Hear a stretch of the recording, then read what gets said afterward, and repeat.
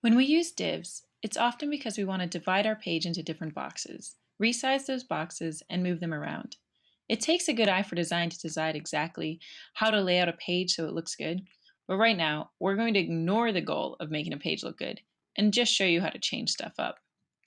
Let's resize the official info div. By default, a div takes up 100% of the available width. That's why you see the gray box going across the whole page. But maybe I only want it to take up 300 pics. Well, I'll add another property to the CSS rule up here, width colon 300 pics.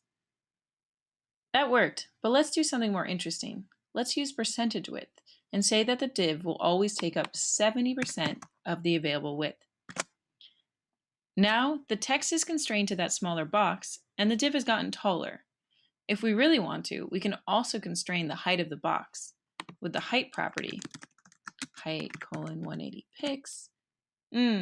Okay, something funny happened.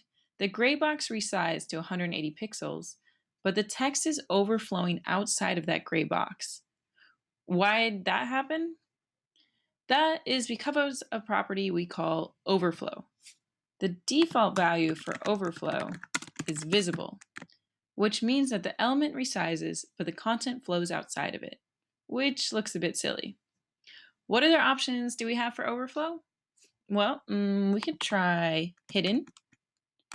That cuts the content off, trimming it at the border. That's not what we want though, because then our viewers won't be able to read all of our amazing official info. We could also try auto, which tells the browser to add scroll bars if the content overflows. Now I can scroll around inside the box to see the text. If we want, we can be even more specific and specify different overflow properties for each direction. For example, if we wanted to overflow with scroll bars in the Y direction, up and down, we'll just overflow Y auto.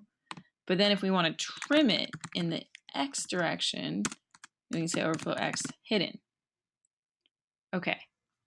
Be careful anytime you're using overflow because scroll bars can get really annoying for the user, especially scroll bars within scroll bars. Avoid those if you can.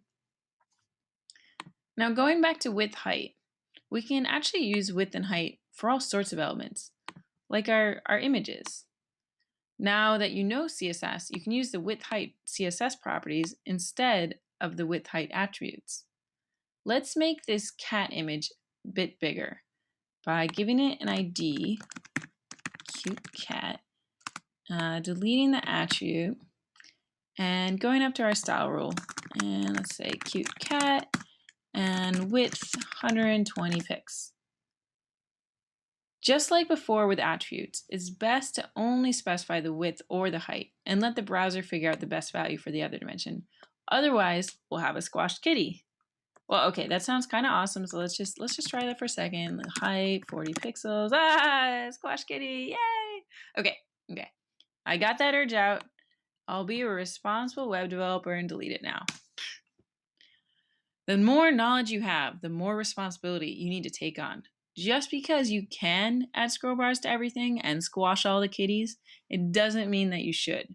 Because you're usually making websites for other people to use, and what you think is hilarious might be what they find super hard to use. But if you make a few funny things here on Khan Academy, I won't mind.